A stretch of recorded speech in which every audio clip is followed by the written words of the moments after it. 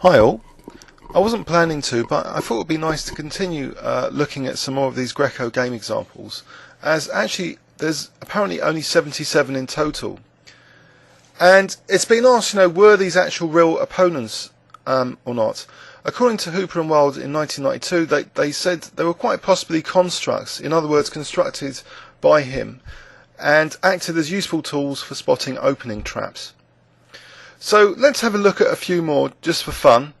So e4, e5, he played again the King's Gambit. After e takes f4, bishop c4, inviting this queen h4 check. So he's just wanting to gain a tempo on the queen. And after d4, bishop b6, he does gain a tempo, his first tempo. And now he allows the queen even to take on e4 because he gains another tempo. But first, by taking on f7, black can't take because of knight g5 check.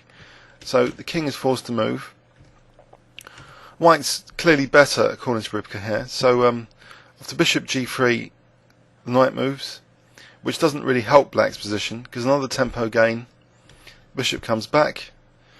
So black's trying to blunt the bishop, but it doesn't really matter. As we'll see, that diagonal is smashed later on. d5, rook e1. The lead in development is such that it gives rise to sacrifices now. So bishop h4, queen g6. White played bishop e7 check. After king g8, it looks as though is White's initiative going to be absorbed here? But in fact, there's two crushing moves. The less accurate move is actually played. Queen takes g6. Apparently, knight takes d5 is more accurate, according to Ribka. So actually, let's have a quick look. Knight takes d5. If queen takes d3 here, c takes, check. Knight f7.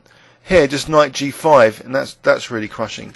But in the actual game, queen takes g6 was played, and now knight takes d5. So ripping open that diagonal, and we see here a huge blunder now. Instead of knight f7, well, that's the best in a lost position. It's completely lost anyway. But black allows knight g5 mate. So maybe this is one of his constructions. Another pretty construction. Let's have a look at some more though. So this is a short one. A King's Gambit again, but now knight c3. So black didn't accept the gambit. So we have a kind of Vienna type line here. So knight c6. Now e5. Black took on d4. E takes f6. So White is just gaining a piece, and what black didn't factor in here after knight takes c3 was White doesn't have to play b takes to allow check and win the rook. White actually just plays calmly a3, so attacking that bishop. So the discovered check is absolutely harmless here. Black played bishop a5, and now White simply plays bishop d2 with a big advantage, and black apparently resigned. But it's certainly not the end of the world compared to other games. Black could have played on with, say, d5.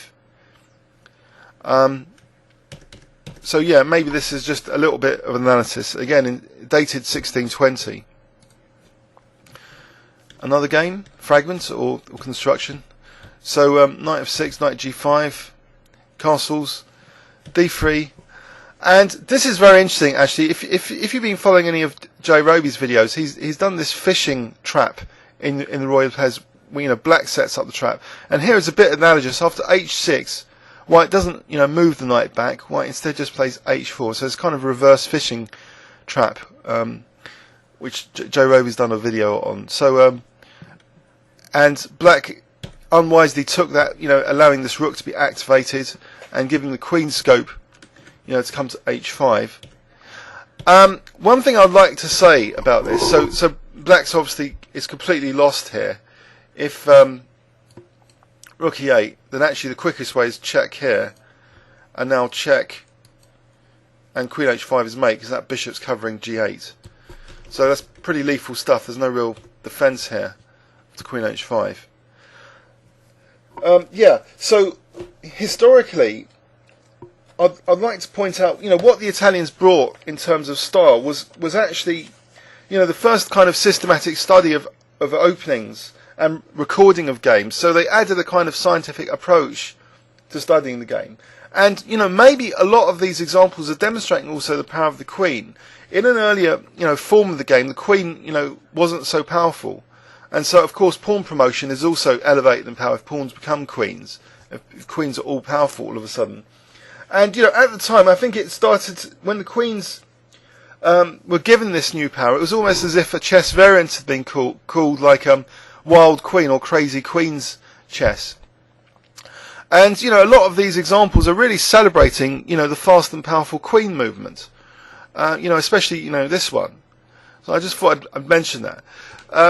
So really, before style can evolve though, games need to be recorded. Without games being recorded and openings studied, there can't be advancements. People can't pass down ideas to the next generations.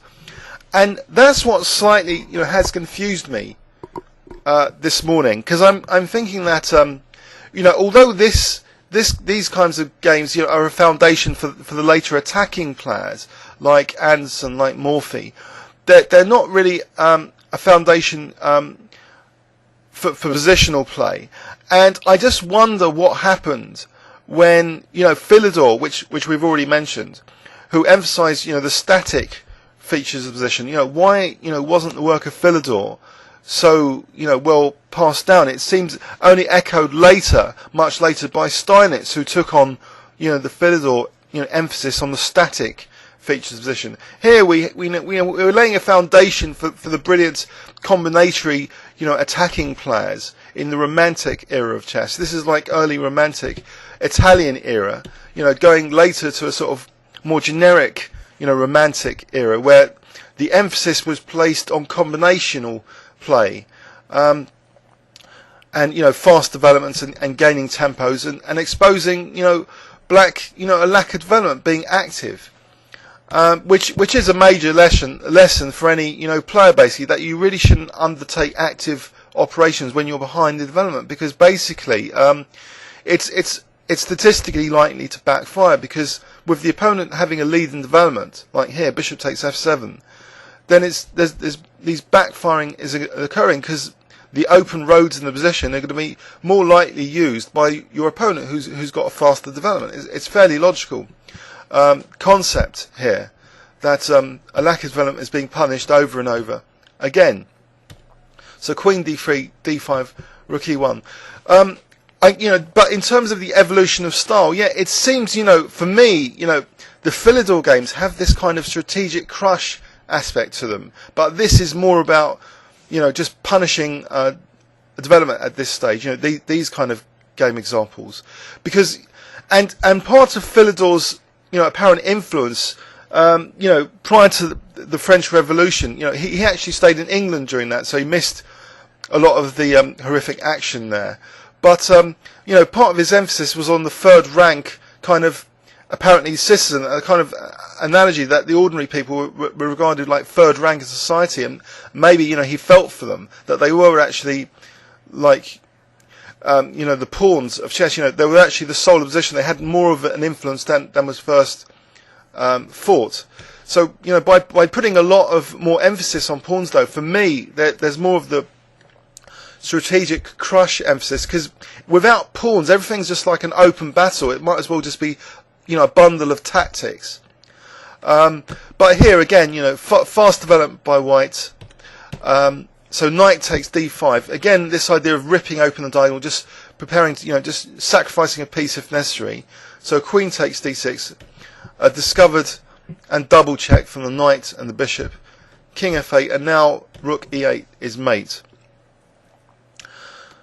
So, I hope, if nothing else, from these 3 or 4 Greco videos, you'll realise that you shouldn't, really try and grab material when you're behind in development. That's one of the major lessons for one's own personal style. And I just also, want to say that it seems in chess that there's this, almost like these waves of people emphasising static elements of position, and then dynamic, and then static. I don't know why that is in particular, I don't know if it's a natural phenomenon at work, almost like, you know, there's a kind of revolution going on all the time in chess, you know, a battle of ideas.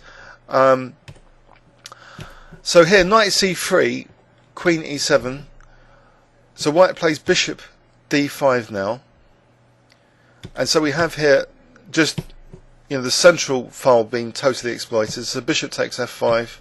Now knight e4, again a nice tempo gain on the queen, offering up the bishop. So the bishop wasn't taken there, which is probably black's best move according to Rybka. So I'm not sure what was the intention in that position. But so black played actually queen h6 and now g3. So this diagonal is very useful to activate this bishop on c1. So now the knight was offered there. So